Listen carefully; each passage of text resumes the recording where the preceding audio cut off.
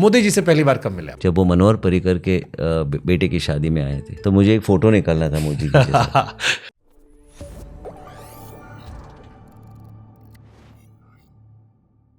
मोदी जी से पहली बार कब मिले आप? जब मैं भारतीय जनता पार्टी ज्वाइन हुआ तब मैं मोदी जी को मिला, और उसके पहले भी मिला मैं, जब वो मनोहर पर्रिकर के बेटे की शादी में आए थे तो मुझे एक फ़ोटो निकालना था मोदी जी के साथ। तो आपका फैन मूवमेंट कैसे हुआ फिर? नहीं, मनोहर पर्रिकर ने मुझे, मैं एक ही एमएलए था जो उधर था, हाँ। तो मेरे पिताजी की तबीयत ठीक नहीं थी तो वो नहीं जा पाए।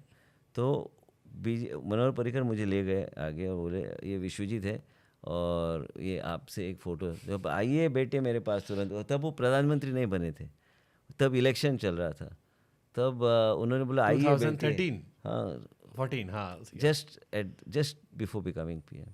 तो मैं पहली बार मोदी जी को इन रियल लाइफ में मैंने देखा, तो उन्होंने बोला आइए राणे जी आपका बहुत सुना है, बैठे मेरे पास। तो मैं वही सोफ़ा पे बैठा, हमने फ़ोटो ली, बहुत खुशी हुई मुझे उनको मिलके।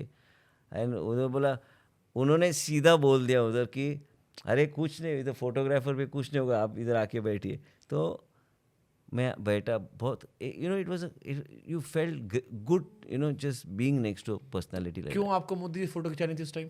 तो मुझे खींचा नहीं थी, मुझे उनके मतलब बारे होता में ना, कुछ तो रीजन होता सबका। I have my whole family even से मैंने दैट आपने टाइम ही वाज पूछा, not prime minister. It's not about him being prime minister. Modi ji की ऑरा अलग थी, क्या अलग है? अलग है। मोदी जी जब आते हैं you feel like respecting him, you by naturally you respect a leader like that. Modi ji के काम करने की पद्धत, you read about Modi ji, and it's not about that, we have all of us know about the Gujarat model, and it's not only about the Gujarat model, about each and every aspect. Today when Modi ji, आप देश जब चला रहे, आपके पास चर्चा करने के और 3 घंटे लगेंगे उनके, मोदी जी की 11 साल का जब रिपोर्ट कार्ड हम लेके बैठेंगे। तो आई फील नहीं, मेरे को रिपोर्ट कार्ड, मेरे को पर्सनल टच जानना है। प्रोफेशनल पर्सनली टच में तो चर्चा अलग हो जाएगी, पर्सनल टच में आई वांट टू नो। तुरंत जब इट्स सिंपल, तुरंत जब हम उधर मैंने फ़ोटो के लिए रिक्वेस्ट किया, he never hesitated because he immediately connected to my father. Because दोनों जब मोदी जी मुख्यमंत्री थे, मेरे पिताजी भी मुख्यमंत्री थे, और दोनों प्लानिंग कमीशन या कई फंक्शन हो तो साथ में, गोवा और गुजरात हमेशा साथ होता है, तो मिलते थे और बातचीत करते थे। और my father also looks up to Modi ji a lot, and दोनों बात करते थे हमेशा।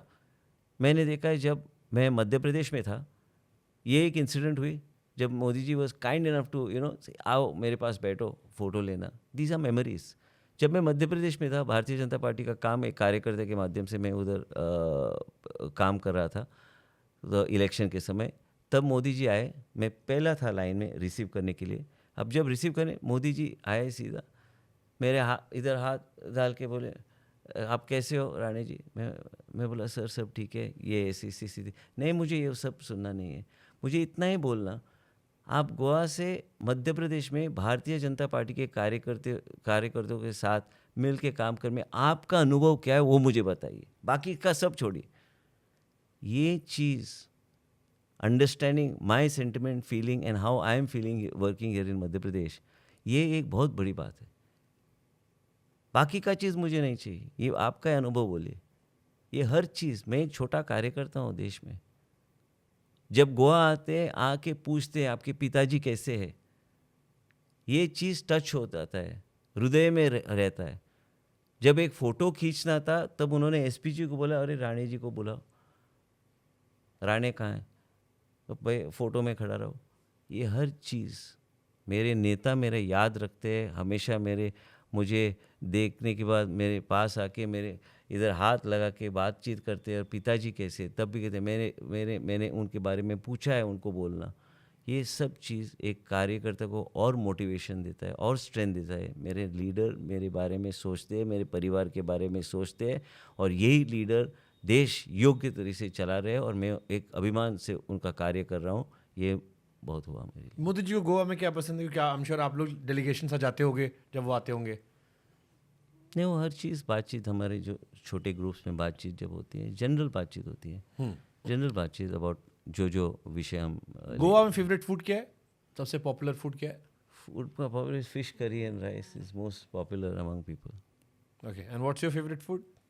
Mine, I have become vegetarian now. हाँ तो थैंकफुली, क्योंकि मैं सवाल यही पूछने वाला था, I am a vegetarian guy. I have become totally vegetarian. So now if you ask me anything on non-veg, it's very difficult to answer.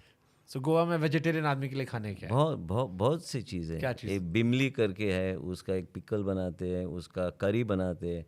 Generally used to be put in fish curry. So basically कैजू नट का एक कैजू कोरमा जैसा. देर several other देर. गोवा में मैंने देखा है कि the type of food that you get taluka wise is varied. So there is a tremendous amount of variety for vegetarians. Interesting. एक sir अभी आपका रिसेंटली वो वायरल हुआ था, वो सिंघम वाला वीडियो. सिंघम वाला वीडियो नहीं था, वो तो गरीब के लिए एक परेशानी थी मेरे मन में.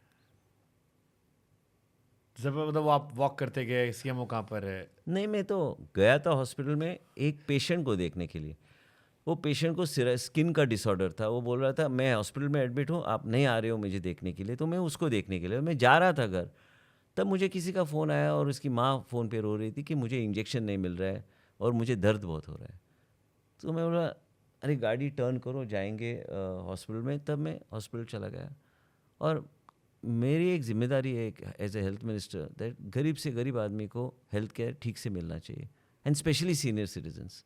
So शायद somewhere it sparked off. Perhaps it must be inappropriate at the way it happened, but definitely it is my duty. मेरा एक जिम्मेदारी है कि गरीब लोगों को और सीनियर सिटीजन्स को अच्छी तरह से केयर मिले.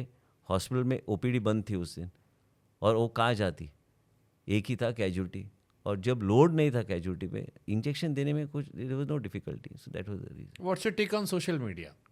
अभी सोशल मीडिया पे काफ़ी पॉलिटिशियन काफ़ी एक्टिव है. हमने आपकी बहुत सारे वीडियोस सोशल मीडिया पे देखे. अभी सभी एक्टिव हो चुके हैं. सोशल मीडिया पर एक्टिव होना आज की पॉलिटिक्स की डिमांड है? Definitely it's not only demand. आप जो करते हो वो लोगों तक पहुंचना चाहिए. It is not only highlighting your self, it is also highlighting. ये हाईलाइट करने की ज़रूरत है कि आप जो काम करते हो वो कैसे काम करते हो, ये लोगों तक कैसे पहुंचना चाहिए.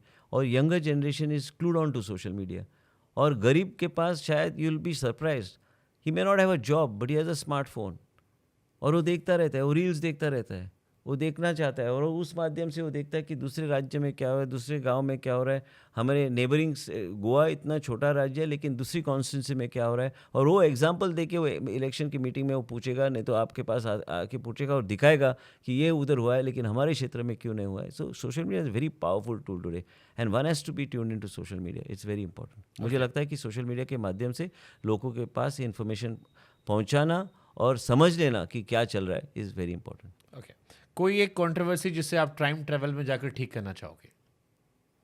अभी पिछले कंट्रोवर्सी हर आदमी की ज़िंदगी में होती है, लेकिन I think it's best is to look forward and see that you don't make any mistakes, be grounded and look at life seriously.